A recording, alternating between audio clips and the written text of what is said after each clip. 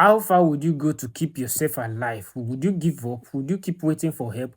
Or would you do that one thing that most people could never bring themselves to do? This is the true story of Aron Ralston. Ever since Aron Ralston was a young boy, he loved adventure. He enjoyed climbing mountains, hiking, exploring places most people are too afraid to visit. And as he grew older, he became one of the best American climbers. He climbed all 59 mountains in Colorado that are 14,000 feet high. And some of these mountains, he climbed them alone during winter. To him, to Aaron, exploring dangerous places wasn't that scary because it made him feel alive. On April 26, 2003, 27-years-old Aaron decided to spend the Saturday exploring the Blue John Canyon in Utah. It was a beautiful place with a stone rock walls and deep canyon, so he parked his truck and he rode his mountain bike for 15 miles before he logged it to a tree, and he continued the rest of his journey on foot. He packed some food with him, a few bottles of water, a small camera, climbing gears, and a cheap pocket knife. Before he left, he made one mistake, which was he did not tell anyone where he was going, not his family,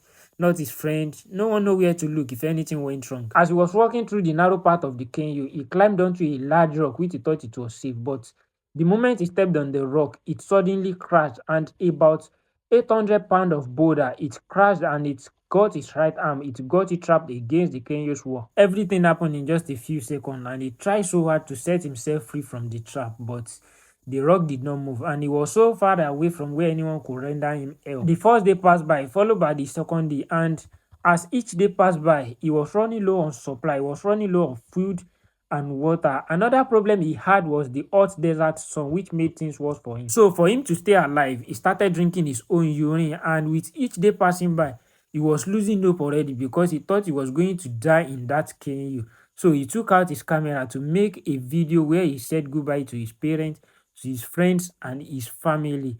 And he even carved his name and what he thought would be the day of his death. He carved it into the canyon's wall. Then on the sixth day, Aaron said he imagined holding the hand of a small boy, a son he didn't even have yet.